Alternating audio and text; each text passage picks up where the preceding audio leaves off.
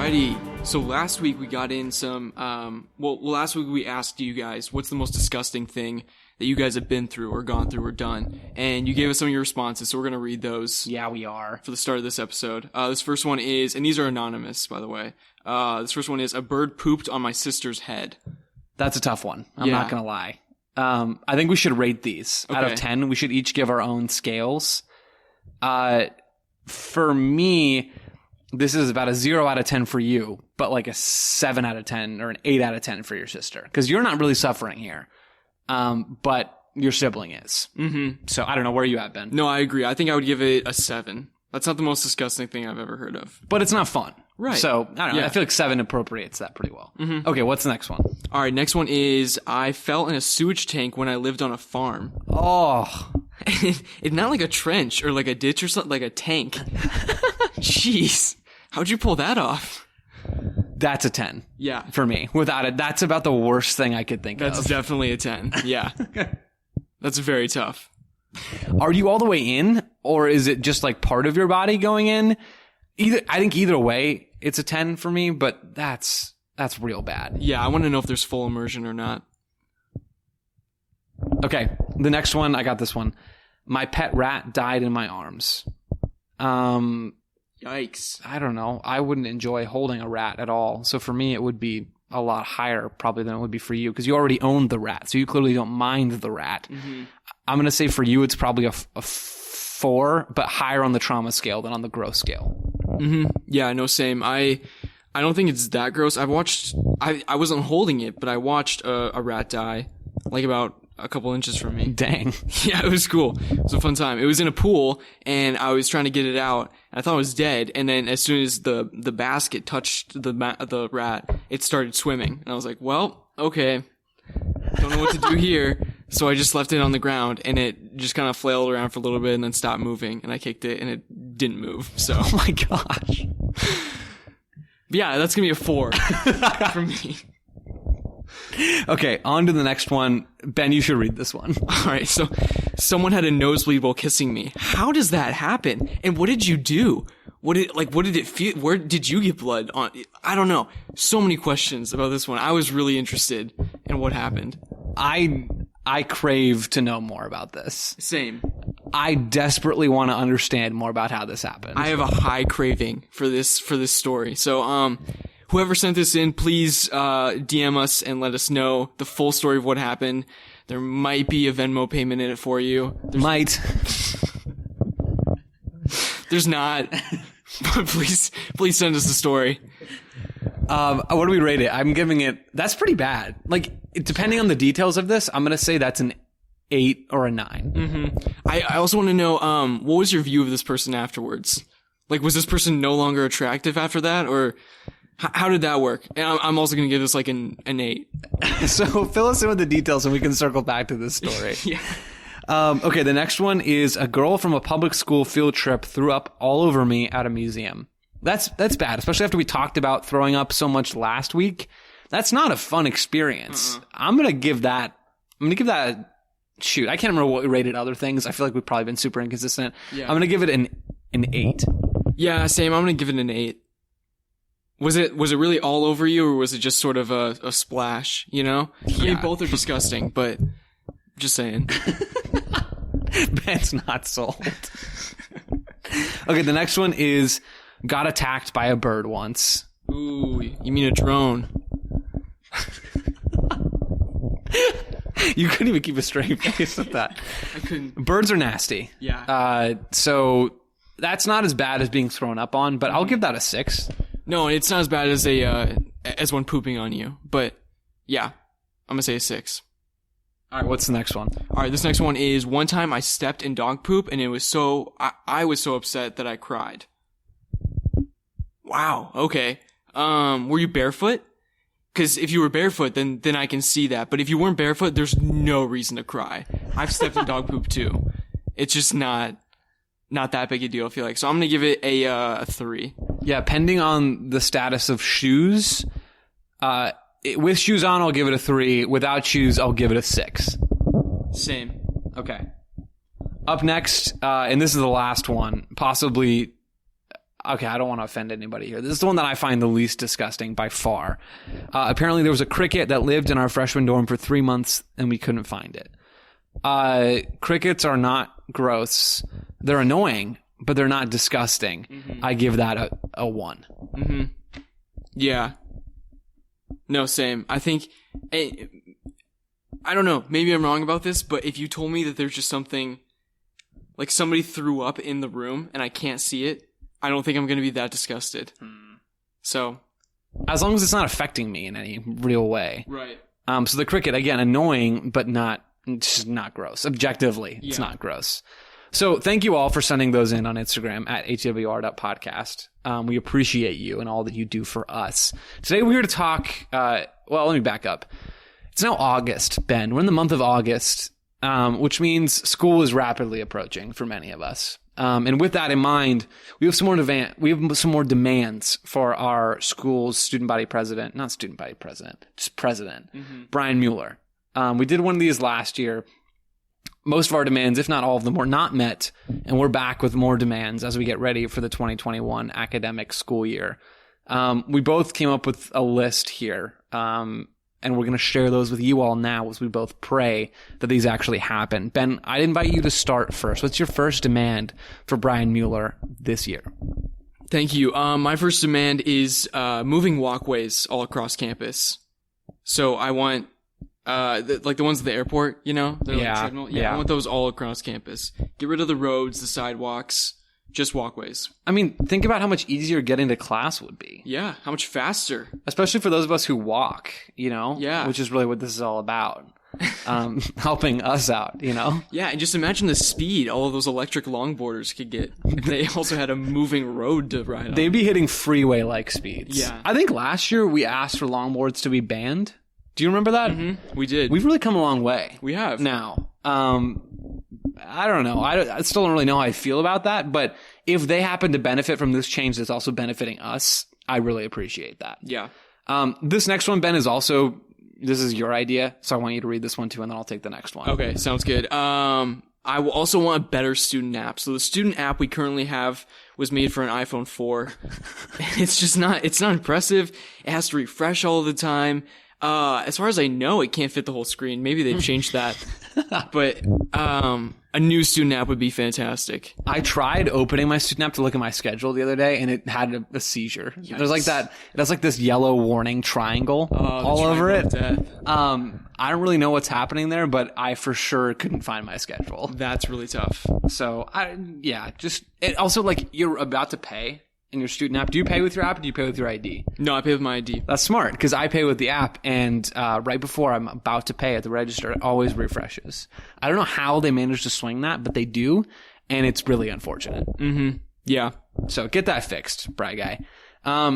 Number 3, for me, this is very dear to both of our hearts. I want the Lopicelli's cart back. This is really important. We did a whole episode about the legend of Papa Lopicelli.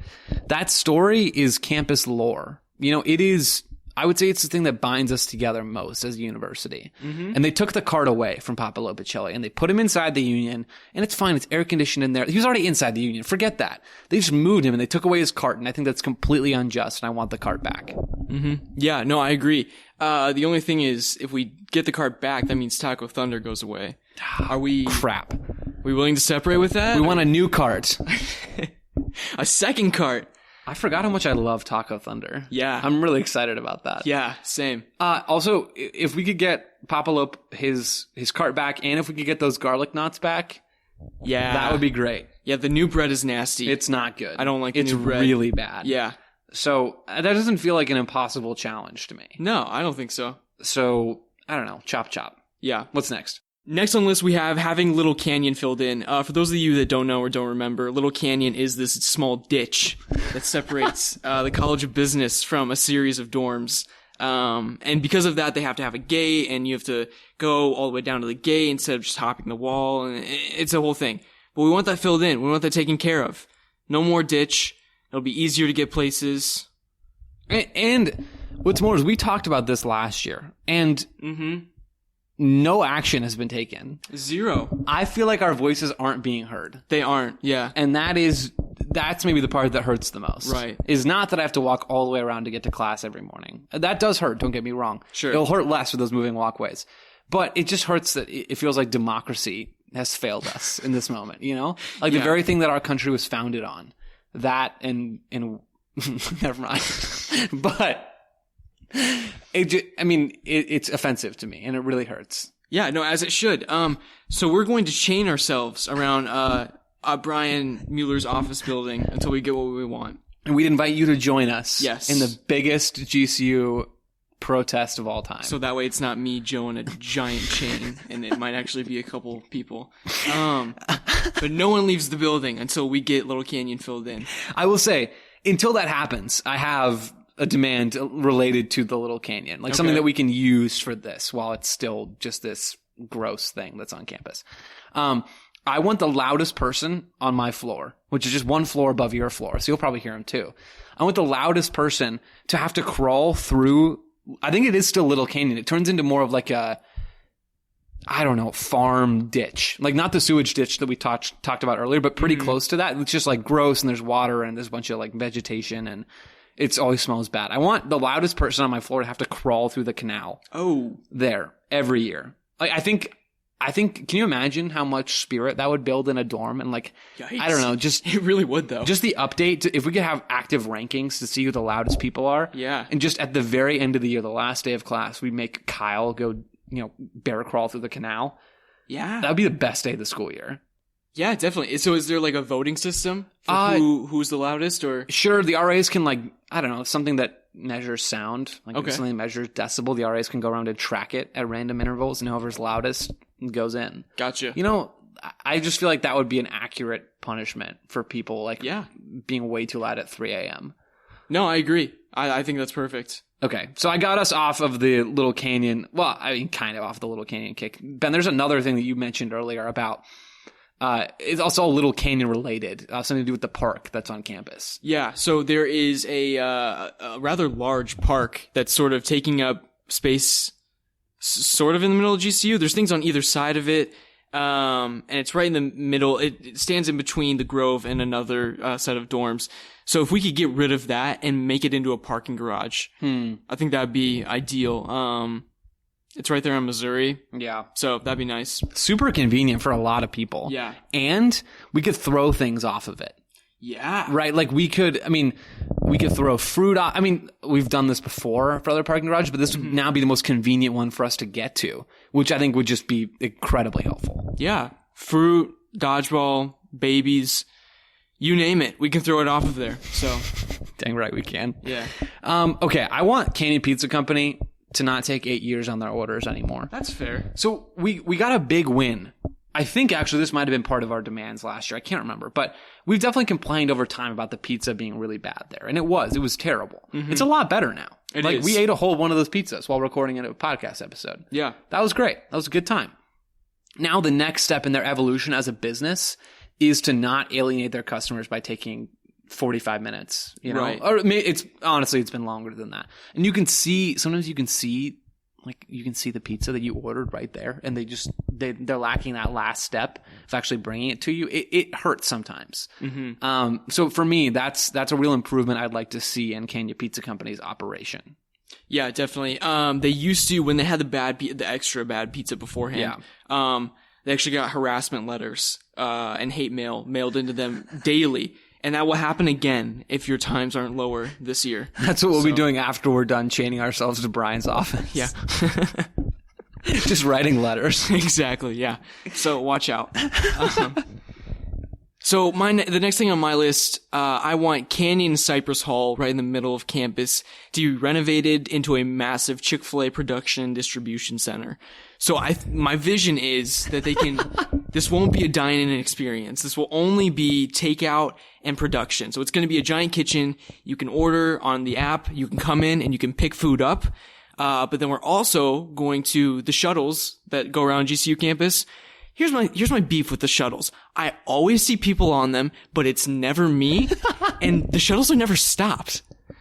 Like, I don't know if you've ever seen one stop. No. I've never seen one stop. They're always just going. And I'm like, who's allowed to ride these? How do I get a ride on one? So let's just repurpose that into a delivery system for the Chick-fil-A, and you can have Chick-fil-A delivered anywhere on campus. Hands down, this is the best idea that we have. Like, actually. I mean, they didn't even use those dorms last year for any real housing purposes. So this is just epic, right? Because the line at Chick-fil-A is always so long, especially after people get out of class. And there's multiple Chick-fil-A's, and it's usually still a big problem. Adding this third one as the big papa of Chick-fil-A on campus. Right. I think this is huge. And repurposing the shuttles is genius because they don't really serve any purpose. Yeah. People get paid to drive them around, which is cool. Like, good for them. But they don't really, I don't know, the percentage of the student body that they actually help is so low. So low. Because nobody ever knows. It always looks like they're going somewhere. Yeah. And our generation is just not inclined to, like, actually interrupt people and ask them for a ride. Exactly. We're just going to, like, walk and assume that we're inconveniencing someone and just let them drive. Yeah, and it's a little tough when they're going 20 miles an hour. But yeah, no, I agree. So we're bringing new jobs to campus. And repurposing old jobs to better serve the community. We are stimulating economic growth within GCU. That's so good. That's so good. Okay, Ben, I think we only have one more left on our list, and this is also your genius plan. Yes. So I want you to close us out. All right. And my last request, my last demand for Brian Mueller is I want real people to be hired as GCU counselors. And yes, I mean real people. We don't have automated computers as our counselors right now, but we have postgraduates that are just farmed back into the GCU system as our counselors. And it's not great. I mean, how many counselors have you been through, Joe? I think this is my third one. Okay, nice. Yeah, and that's not anything on your part. They just quit, and there's a new one that shows up in your portal about every 3 months. So, yeah, I don't know. It's just, it is a slight problem. They're not all of them. I'm sure some of them are really good at their jobs, but GCU doesn't necessarily do the best job of providing their students with great aid. In this particular way. Ben, you just tried to call your counselor recently to work on your schedule. And what happened? Yeah, there was an ad for arthritis pain medication. Instead. Several other ads. So that number doesn't exist anymore. You called it once, and you got an ad. Yes. And you got another ad. Then you tried calling it again, and the exact same thing happened. Correct. It really does feel like your old counselor, like, it just doesn't exist anymore. This is why we need real people. Exactly. Yeah. Because even the real people that they technically already have, apparently they turn into robot advertisements. I don't know. Brian, 8 demands for you. We only threatened to protest once and to write, mean letters once. That's pretty good. Right, to a place that deserves it. So. Right, which is kind of on you, bro. Yeah. So this, more so than last year even, this feels doable. Sure, you have to fight city ordinances. Sure, you have to, deprive the Phoenix citizens of a park that they probably enjoy very much and gets used for various public works. But if we can all set that aside, right, and work together on this project, with you obviously, Brian, doing the yeoman's share of the work, we're good, and we'll never bother you again. That's right. I mean, what's more important? Soccer games every Wednesday night for a community of people, or free parking for me? I think we both know the right answer. So we know it. We know it. Ben, Brian knows it. Our listeners know it. I think it's time to get out of here. Yeah, I agree. 3, 2, 1. Keep your ears peeled.